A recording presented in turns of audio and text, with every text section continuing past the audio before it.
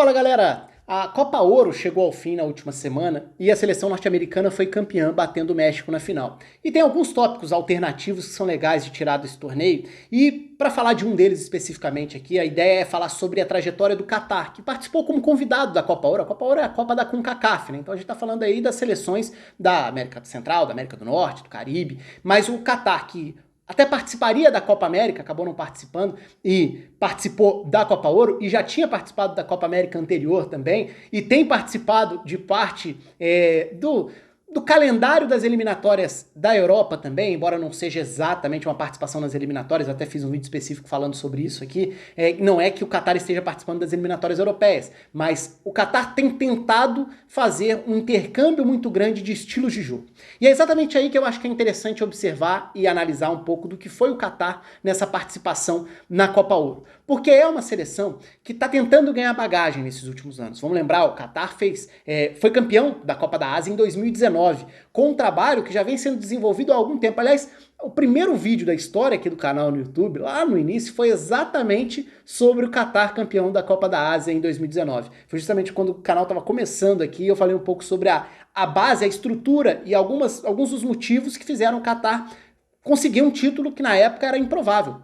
E aí a gente estava falando de um início de um ciclo pensando na Copa do Mundo de 2022, que é no Catar. Então, com o Catar classificado por ser país sede, naturalmente é interessante observar o desenvolvimento do futebol num país que não tem essa tradição, não tem essa força, mas que vai tentando se consolidar, no mínimo, entre as forças do continente. O Catar disputou, inclusive, a primeira fase, a segunda fase, na verdade, a fase de grupos das eliminatórias da Ásia para a Copa do Mundo. Mas por que se o Catar já está classificado? Porque também eram eliminatórias para a próxima edição da Copa da Ásia. Agora vai começar a fase mais importante, mais decisiva, mais interessante e mais competitiva das eliminatórias asiáticas.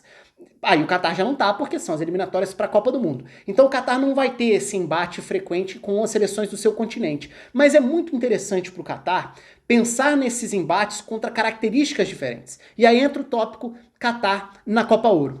Jogar contra times da CONCACAF significa enfrentar um futebol muitas vezes mais físico do que o Catar enfrenta no futebol da Ásia. Então, só por aí, acho que já era uma tarefa interessante. Além da bagagem, da experiência, para um elenco que vai sendo mantido e trabalhado pelo Félix Sanches já há muito tempo, sem grandes modificações na base titular também. Então é um Catar que tem uma continuidade muito nítida em relação ao time.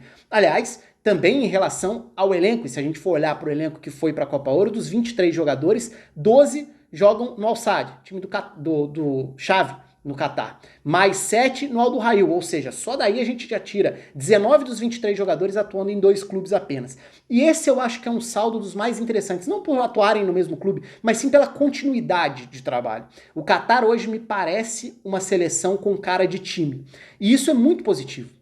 Porque se tem alguma coisa que difere o futebol de seleções do futebol de time, é naturalmente você não ter um período de preparação, de treino, para tornar aquilo ali tão natural. Para você criar um entrosamento que você tem numa dinâmica de dia a dia com um clube.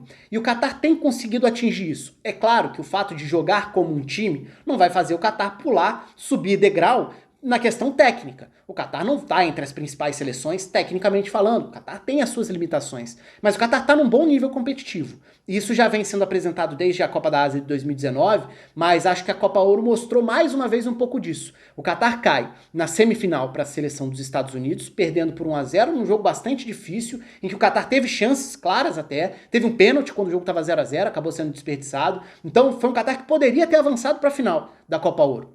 E que acho que não ficou devendo nada. Aliás, em relação aos 8 times que se classificaram para as quartas, o Catar foi um intruso no grupo das equipes do octogonal final da CONCACAF, né? A CONCACAF vai agora para sua fase decisiva das eliminatórias também para a Copa do Mundo. Dessa vez não vai ser um hexagonal, vai ser um octogonal.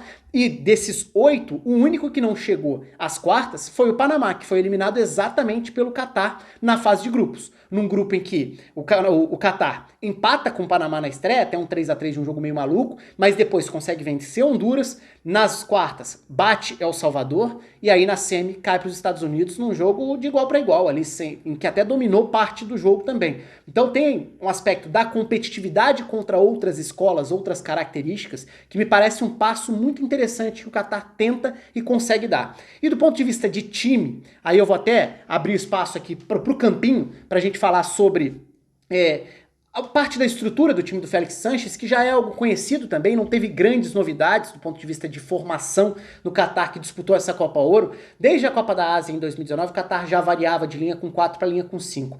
Ao longo da Copa Ouro, já bem consolidado o sistema com 3 zagueiros, que passou a ser, desde a reta final da Copa da Ásia em 2019, o sistema mais frequente do Félix Sanches.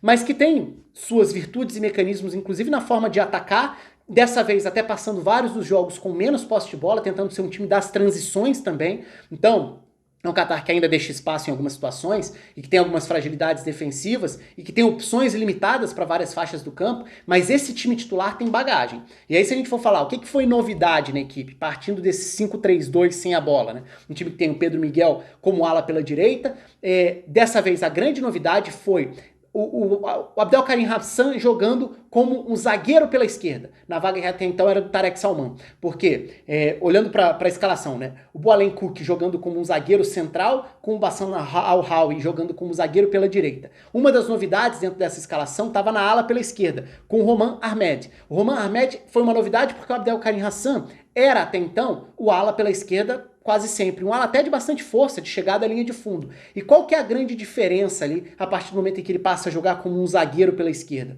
O Qatar passa a explorar os avanços do zagueiro pela esquerda. Então, é um Qatar que sim, vai tentar se fechar num 5-3-2 sem a bola, que vai tentar dar liberdade pro Akram Afif, que é a referência técnica, ser quem conduz contra-ataques, quem conduz a bola, porque tem qualidade técnica para achar um passe diferente. O Almoez Ali é a referência do ataque, mas é um jogador móvel ali também na frente. Al Reidos é um dos principais jogadores nessa saída da defesa pro ataque, nessas transições, pode jogar mais aberto, pode jogar como um ponta, pode ser um meio-campista por dentro, é um dos mais veteranos dentro dessa estrutura. Do outro lado, o Hatem também, né? O Abdulaziz Hatem é o meio-campista pela esquerda que faz esse trabalho também. E por dentro, o Karim Boudiaf é o primeiro volante. Então aí tá montado um 5-3-2 no momento sem bola.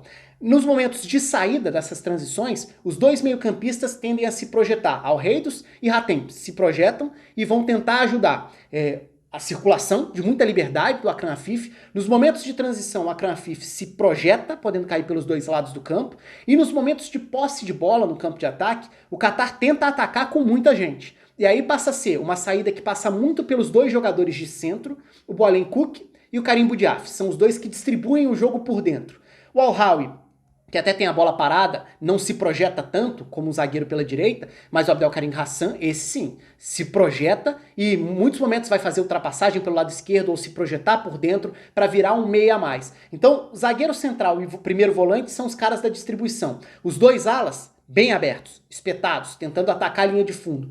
Os dois meias se projetam. E como eles se projetam e tentam ocupar a linha de defesa do adversário, o Akram Afif passa a ter um papel diferente. Ele passa a ser quem recua e passa a armar para receber passes, inclusive dos meio-campistas e do zagueiro central, como eu falei, que são os caras responsáveis por avançar, progredir a posse de bola, com o Hassan como esse zagueiro que se projeta para tentar quebrar uma linha de defesa pelo lado esquerdo.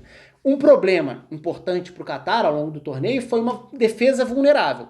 E aí, é uma defesa que em alguns momentos até tenta pressionar um pouco mais em cima, em outros momentos vai se comportar com uma linha mais fechada no campo de defesa, esse 5-3-2 bem mais nítido, mas nos momentos de saída dos alas, que tendem a se desprender no momento em que o setor dele está sendo atacado. Então, por exemplo, o Roman Ahmed está sendo atacado, o lado do Roman Ahmed está sendo atacado, né? O lado direito do adversário, o lado esquerdo do Qatar. Ele vai sair para dar esse combate. O Abdelkarim Hassan vai sair também.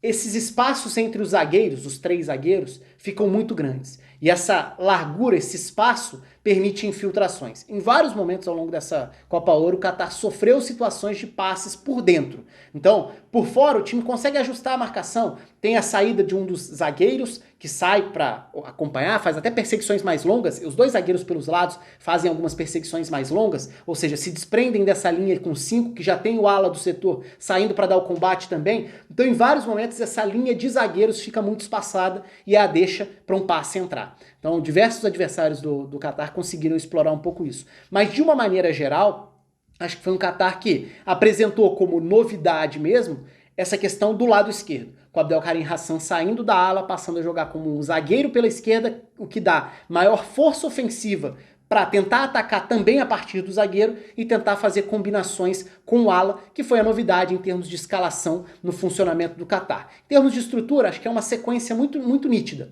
Em termos de bagagem, acho que tem sido um ciclo muito válido para o Catar, porque vai enfrentando adversários de diferentes estilos, vai tentando participar de tudo quanto é competição, de tudo quanto é confederação. Então o Catar vira meio que o convidado para todo mundo, é para a Copa América, para a Copa Ouro, para a UEFA, para tudo. Para o Catar é ótimo, porque a melhor maneira de tentar aproveitar o ciclo em que não vai ter eliminatória, a fase final da eliminatória para disputar, mas que precisa ganhar essa bagagem como time e como experiência mesmo. Como experiência de um grupo que não está testado no mais alto nível, mas que vem dando respostas positivas para ser competitivo. Ah, isso significa que o Catar está em que nível? Difícil saber exatamente, mas o Catar está sim num bom nível dentro do cenário da Ásia. Hoje, sem dúvida alguma, o Catar se consolidou como uma das boas seleções do futebol asiático.